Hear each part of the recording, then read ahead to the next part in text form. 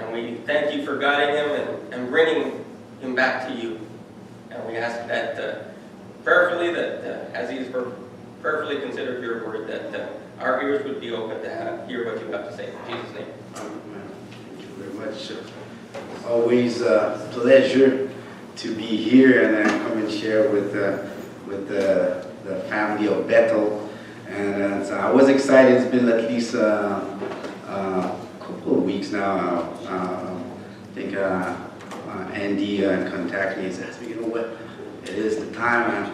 If I can come and share." And I'm like, "Wow, this is amazing!" And I'm looking forward. And the Lord give me a word, and I'm like, "Okay, God, what a privilege to come and share it with my brothers and sisters at Bethel." I have a PowerPoint. I don't know if it's ready. And at the YFC, we have something. Every month it's called the numbers, to report the numbers, and everybody at YFC, when I'll ask us to do the numbers, we're like, yay, the numbers, yeah, the numbers. So today I'm like, you know what? I'm going to be inspired by YFC. I'm going to talk about the numbers. I don't know if the number that you see on the screen, if it's matched what I have here. 6,000. Is that what it is? 6,000. 6,000. Today exactly, it's been 6,000 days. 6,000 days that the Lord freed me. 6,000 days that I've become a child of God. Yeah, 6,000 days. And I was like, wow, God. And I went into the computer, I was like, 6,000 days. May 18, 2002.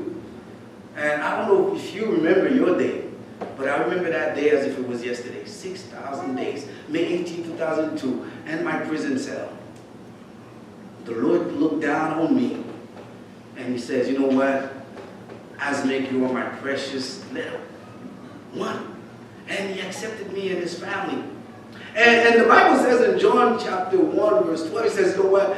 Yet to all who did receive him, to those who believe in him and his name, he gave the right to become children of God." And the word, and that letter, that word, all. This is me right there. All.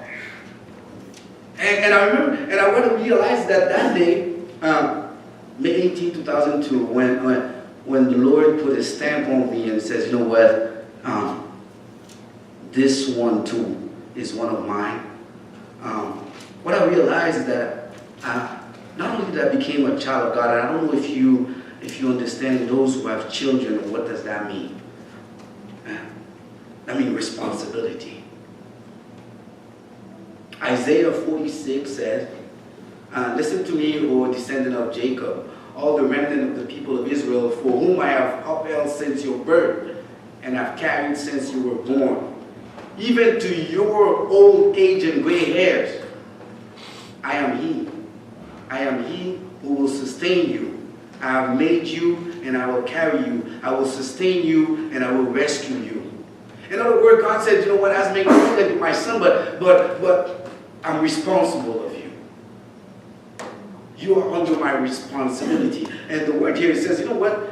Everybody says, even in chapter 4, Isaiah 46, it says, "Even to your old age and gray hairs." I mean, everybody here, right? Everybody. The younger ones. I met Caleb's little son here, and I'm like, wow, this one too, Lord. The Lord says, yeah, I'm responsible for this one, and this one, and this one, and this one, and this one. Responsibility. Today I want to speak about responsibility. I believe when God created Adam and Eve, yes, he did. He gave them the gift of life, but right after that, he gave them responsibility. He says, "Adam, you know what? I want you to take care of the garden. Matter of fact, you're in charge. And here's your responsibility."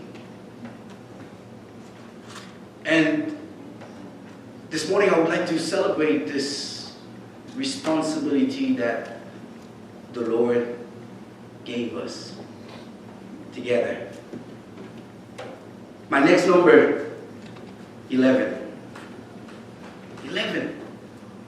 It's been 11 years since Bethel, we've been partnering. With me, with LaCourt, with Cloverdale, and making an impact in the community. 11 years. And it's funny because, like, you know, a church all the way in Pointe-Claire raised their hands and says, you know what? We will take this responsibility. We will tackle this responsibility.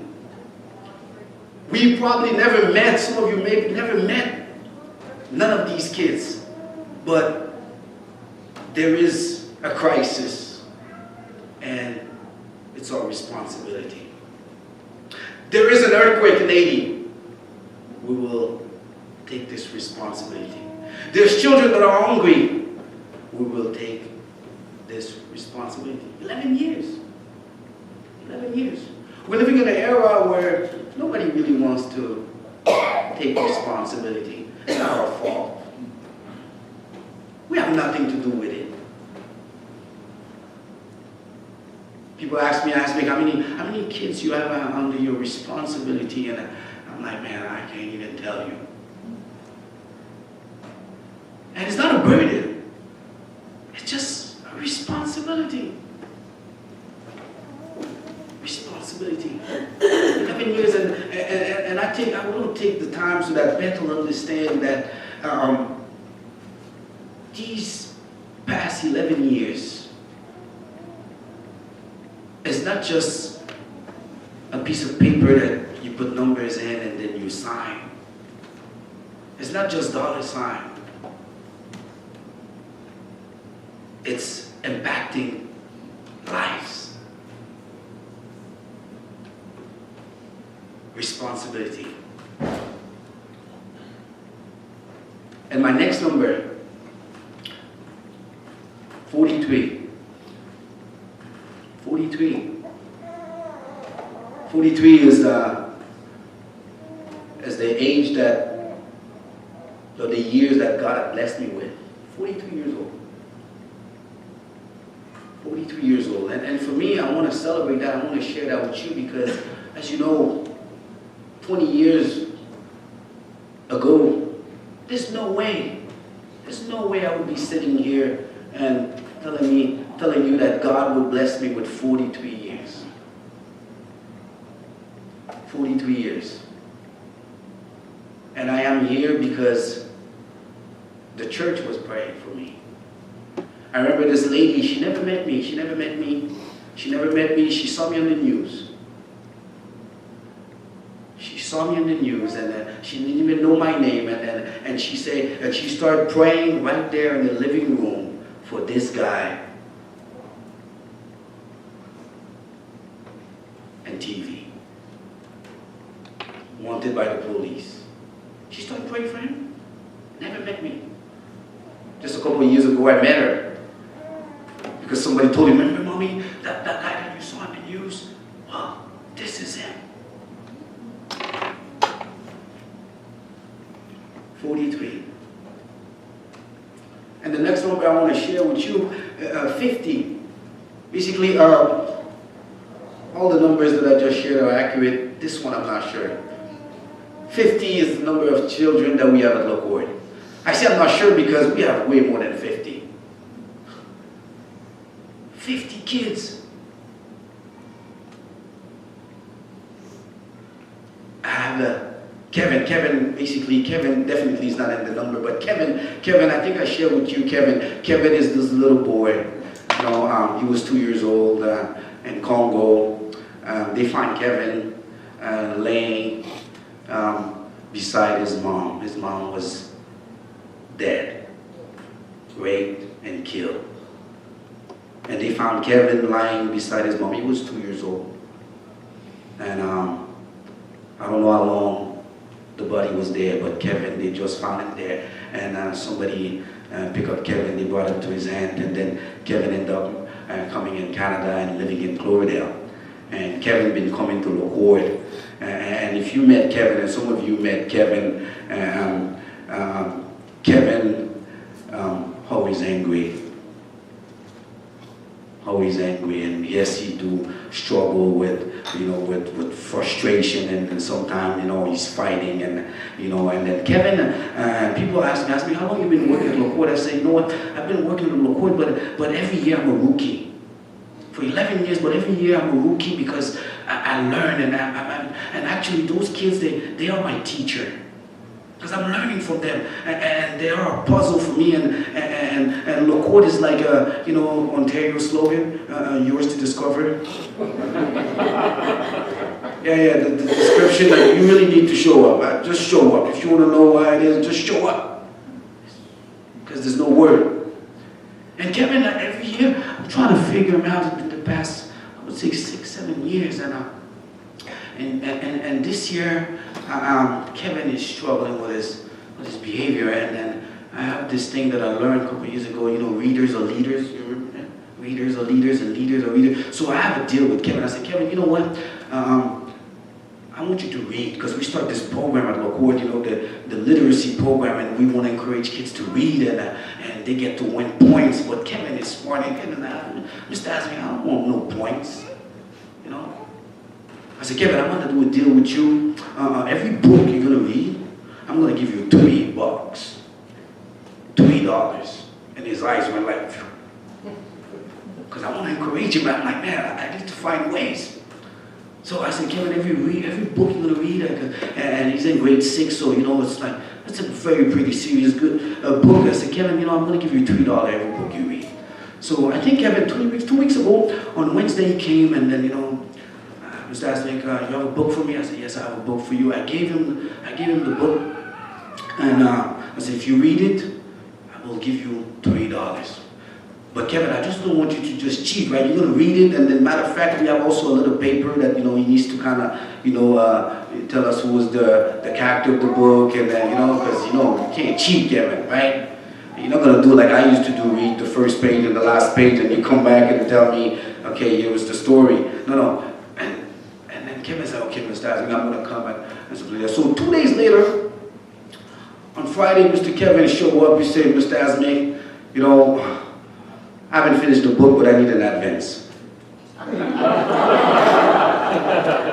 Yeah, because, he's a hustler. And he said, I need an advance. Yeah, I need something. I need on that $3. I said, Kevin, we had a deal, Kevin. I said, $3 when you finish the book. He said, Asmick, come on, man. Asmick, come on, I need just $1.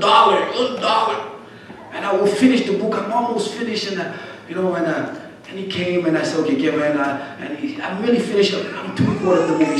So I ended up giving him the $1, and then a couple of days later, he came and told me about the book, and he filled up everything, and Kevin is reading. So Kevin is not part of the 50 kids. But this is just to give you an example. It's not really about how many kids Asmick that's in front of you. We are impacting a whole community. A whole community. And I know, and I pray, and I have this thing inside of me that 10 years from now, I will be coming here telling you about Kevin. 11. I think the next number is 1,000, right? Yeah, 1,000. 1,000 is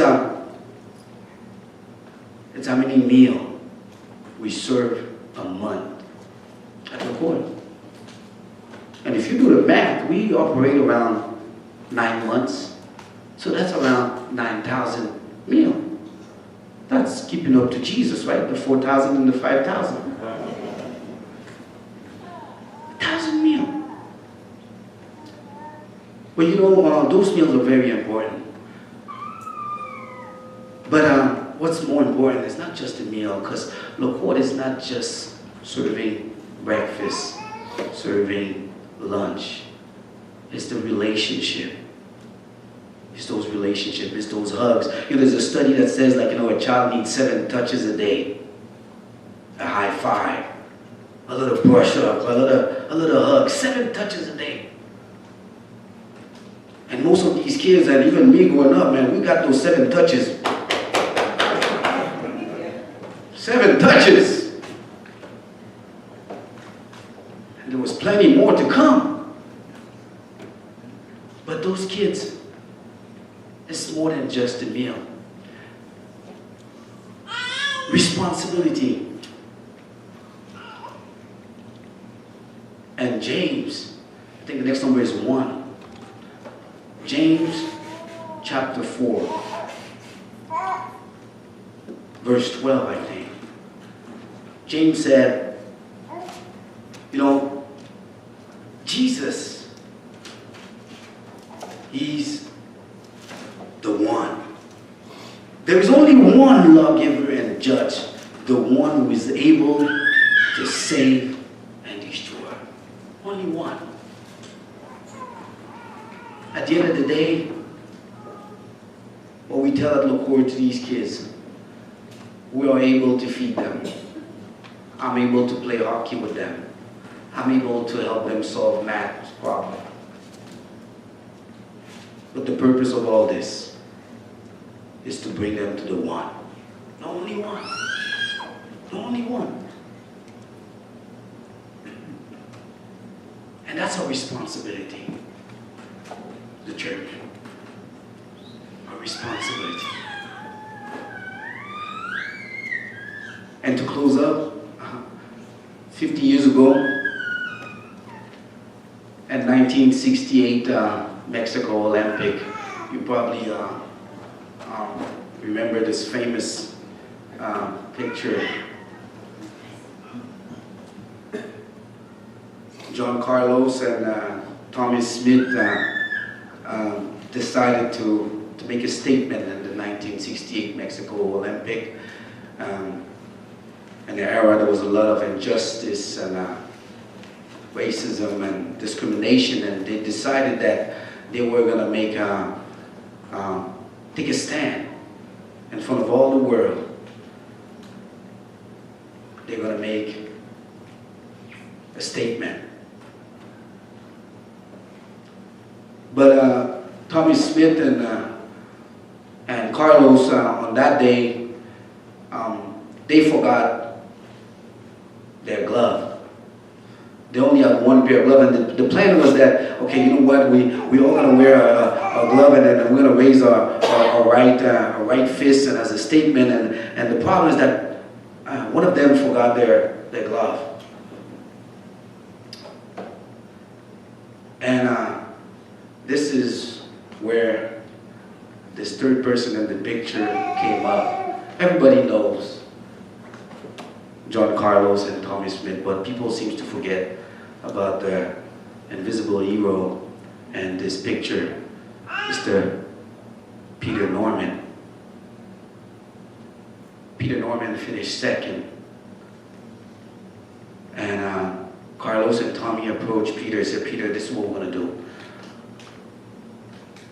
We are facing a lot of injustice back in our country, and I know this is probably not your problem. Perhaps we don't even relate, but this is what we're about to do.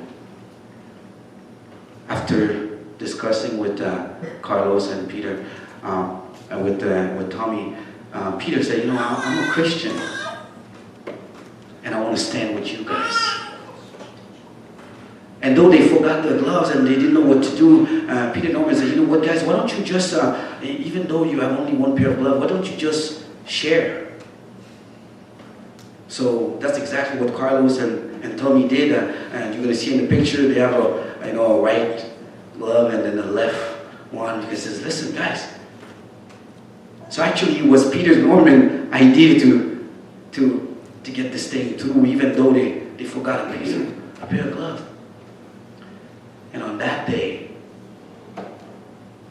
Peter decided to take a stand for the whole world to see. But what I want to tell you is that day, in 1968, when Peter Norman decided to stand and wear that little badge, you can see he has a little badge his uniform. That badge was a statement also. He knew that was going to cost him something. He went back to his country and he was disowned. And his life would have never been the same. But he said, you know what, this is my responsibility. I have to stand against injustice. The Bible tells us in Isaiah 58, God speaks to us and he says, when you see a naked person, clothe him. When you see the hungry, feed them. When you see the orphans, take care of them. It's our responsibility. Yes. And Bethel, today, we've been partnering for years. And perhaps, as I share, and a little bit like Peter, it cost us to step in the gap. Some of you are sharing your resources and time, and every Tuesday, Linda, every Tuesday, faithfully. And many of you here, every Sunday, praying for us, every day, every week, praying for the court. A couple years ago, Peter Norman passed away. I don't know the next picture, and this is Tommy Smith and John Carlos carrying the casket because this man made him back in our lives.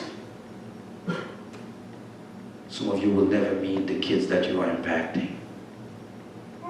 You'll never meet them, but you are making an impact. And you don't know the extent of the impact that you're doing by taking the responsibility of helping the less fortunate. So this morning I'm just a spokesperson to just on behalf of all these kids, the thousands that you've been helping, been assisting over the past 11 years, and the community, and thousands again of families that you've been helping. I'm just a spokesperson to come here and to ask you to continuously praying for them, praying for those kids, even though you don't know their name. This lady didn't even know my name. She prayed for me. And also, don't forget to pray for Kevin, as he will be in my office again probably one day for a book and try to make that money. So thank you again for having me, and I will be honored to have you pray for me and my family, but also for the many responsibilities that you know that God has entrusted me with, and don't forget LaCourt. Your prayer has been amazing, and your support. Thank you for having me.